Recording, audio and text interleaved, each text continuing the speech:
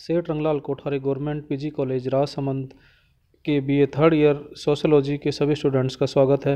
Dear students, आज हम आपके पेपर फर्स्ट सामाजिक विचारधारा के आधार इस पेपर की यूनिट सी का टॉपिक दुर्खिम श्रम विभाजन का अध्ययन करेंगे।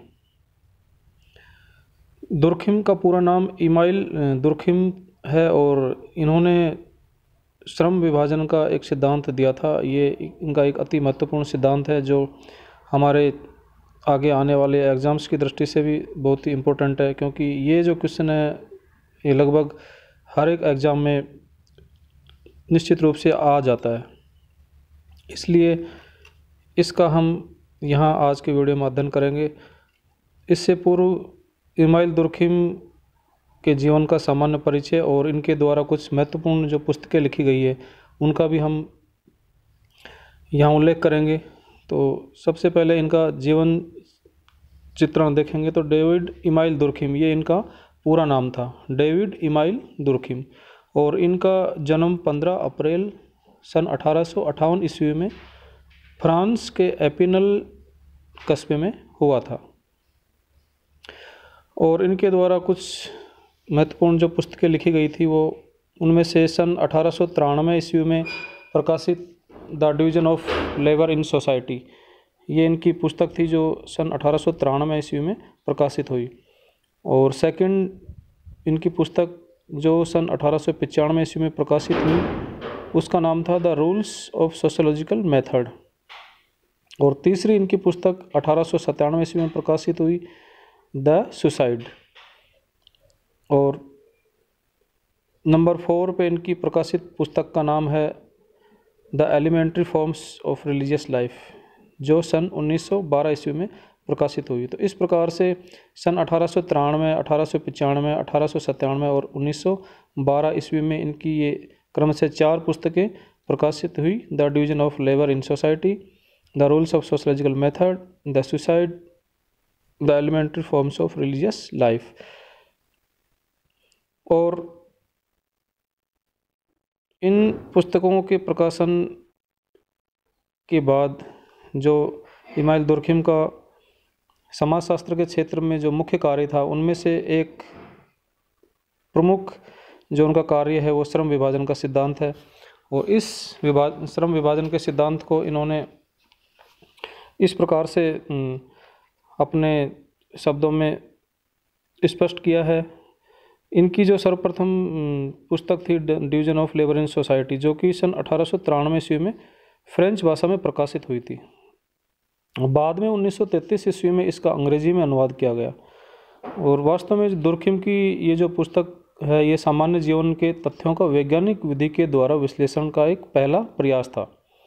इस पुस्तक को लिखने की प्रेरणा इमाइल दुर्खिम को जो अर्थशास्त्री थे एडम स्मिथ के विचारों से इनको ये प्रेरणा मिली थी और इनके विचारों से प्रभावित होकर इन्होंने इस पुस्तक को लिखा। ये जो सुप्रसिद्ध अर्थशास्त्री थे एडम स्मिथ, इन्होंने श्रम विभाजन के बारे में अपने जो विचार प्रस्तुत किए तो दुर्खिम का ध्यान भी इस ओर केंद्रित हुआ। तो एडम स्मिथ ने श्रम विभाजन को आर्थिक घटना के रूप में देखते हुए इसके 2 जो प्रमुख परिणाम हैं, उत्पादन में वृद्धि तथा वस्तुओं की श्रेणी में श्रेष्ठता, इनका उल्लेख इन्होंने किया। परंतु दुर्खिम ने श्रम विभाजन को एक सामान्य तथ्य के रूप में देखते हुए इसके प्रमुख परिणामों समाज में एकता बनाए रखने पर बल दिया। 19वीं शताब्दी के अंत में श्रम विभाजन के सिद्धांत को सामाजिक दृष्टिकोण से देखने के प्रयास शुरू हुए। एडम स्मिथ वो पहले विद्वान थे जिन्होंने श्रम विभाजन के सिद्धांत को प्रस्तुत किया, परंतु श्रम विभाजन केवल आर्थिक जगत तक ही सीमित नहीं है, अपितु आज समाज के सभी क्षेत्रों में इसका प्रभाव देखा जा सकता है। और इसी के परिणाम स्वरूप आज राजनीतिक, प्रशासनिक और जो न्यायिक कार्य हैं उन वो अधिक से अधिक विशेषीकृत होते जा रहे हैं। तो श्रम विभाजन से अभिप्राय एक तरह से कार्यों और भूमिकाओं का वितरण से है। जैसे जैसे श्रम विभाजन बढ़ता जाता है वैसे वैसे ही कार्यों में विशेषीकरण आता जाता है। तो प्राचीन समाजों में श्रम विभाजन एक तरह से नहीं के बराबर था। तथा केवल लोगों में केवल लिंग के आधार पर ही थोड़ा बहुत अंतर पाया जाता था, परंतु विशेषीकरण अधिक नहीं था। इसलिए प्राचीन समाजों में सामाजिक समानता का जो आधार था वो समानता था। जैसे जैसे समाज में जटिलता आती जाती है तथा समाज परंपरा से आधुनिकता की ओर बढ़ता जाता है, वैसे वैसे कार्यों में वितरण बढ़ता जाता है और इससे कार्यों में विशेषीकरण भी बढ़ता जाता है और इस विशेषीकरण के कारण समाज के व्यक्ति एक दूसरे पर आश्रित हो जाते हैं। इस प्रकार से समाज में रहने वाले व्यक्तियों में एक दूसरे पर आश्रितता बढ़ती जाती है। इसीलिए आधुनिक समाजों में सामाजिक एकता का प्रमुख आधार श्रम विभाजन है। तो दुर्खिम ने इन दोनों ही प्रकार की जो एकता है, यांत्रिक एकता और सावयवी एकता, इन दोनों शब्दों का प्रयोग किया है।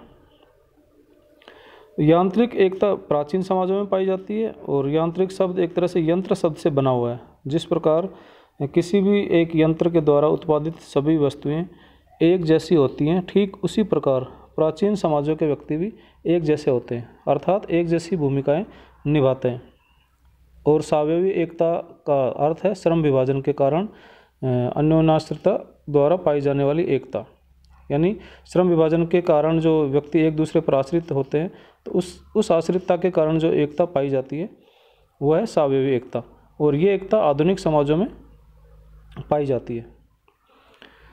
श्रम विभाजन का कार्य मुख्य रूप से समूह तथा व्यक्तियों को एक सूत्र में बांधकर समाज में एकता लाने का कार्य है, तथा समूह और व्यक्तियों में यह एकता श्रम विभाजन के बगैर नहीं आ सकती, क्योंकि श्रम विभाजन के दुर्खिम कहते हैं कि श्रम विभाजन के कारण समूह में और व्यक्तियों में एकता आती है। क्योंकि श्रम विभाजन जब होता है तो कार्यों में विशेषीकरण होता है और विशेषीकरण के कारण व्यक्ति एक दूसरे पर निर्भर होते हैं, एक दूसरे के अपने कार्य दूसरे से करवाने के लिए एक दूसरे पर निर्भर रहते हैं और उसके कारण उनमें एकता की भावना आती है। और दुर्खिम में जो सामाजिक एकता के दो प्रकार बताता है, यांत्रिक एकता और सावयवी एकता। प्राचीन समाजों में श्रम विभाजन नहीं के बराबर है और केवल लिंग एवं आयु के आधार पर ही थोड़ा बहुत श्रम विभाजन देखा जा सकता है। जैसे हम सीधे सरल शब्दों में इसको समझे तो ये कहेंगे कि जो प्राचीन समाज थे उनमें व्यक्तियों में कार्यों के आधार पर जो विशेषीकरण था वो बहुत ही कम था, यानी कार्यों के आधार पर विभाजन नहीं के बराबर होता था। तो इसलिए उनमें लिंग और आयु के आधार पर ही श्रम विभाजन देखा जाता था, कार्य के आधार पर श्रम विभाजन देखने को नहीं मिलता था प्राचीन समाजों में। इस प्रकार के जो प्राचीन समाज है उन समाजों में पाई जाने वाली एकता को दुर्खिम में जो यांत्रिक एकता कहते हैं। और आधुनिक समाजों में कार्यों का वितरण और विशेषीकरण बढ़ गया, तो इस वितरण और कार्यों के वितरण और विशेषीकरण के कारण समाज की जो विभिन्न इकाइयां हैं वो एक दूसरे से अंतर संबंधित हो गई और एक दूसरे पर निर्भर रहने लगी, इसलिए ये विशेषीकरण अत्यधिक बढ़ गया। तो कार्यों में विशेषीकरण बढ़ने के कारण जो आधुनिक समाज हैं वो इन कार्यों के समन्वय होने के कारण इनमें सावयवी एकता देखने को मिलती है। इसलिए श्रम विभाजन समाज की एक अनिवार्य आवश्यकता को पूरा करता है, अर्थात समाज में एकता लाने में सहायता देता है। तो इस तरह से इमाइल दुर्खिम अपने श्रम विभाजन के सिद्धांत के द्वारा ये स्पष्ट करते हैं कि श्रम विभाजन ही वो है जो समाज में अनिवार्य आवश्यकता को पूरा करता है और समाज में एकता लाने में सहायता देता है। क्योंकि जो आधुनिक समाज है उनमें जैसे जैसे श्रम विभाजन बढ़ता गया और एक दूसरे पर वो आश्रित होते चले गए और उस आश्रितता के कारण ही उनमें एकता देखने को मिलती है। इस प्रकार आज हमने देखा इमाइल दुर्खिम का श्रम विभाजन, यांत्रिक एकता और सावयवी एकता, प्राचीन समाज और आधुनिक समाज, और किस प्रकार से श्रम विभाजन के फलस्वरूप समाज में एकता देखने को मिलती है। Thank you.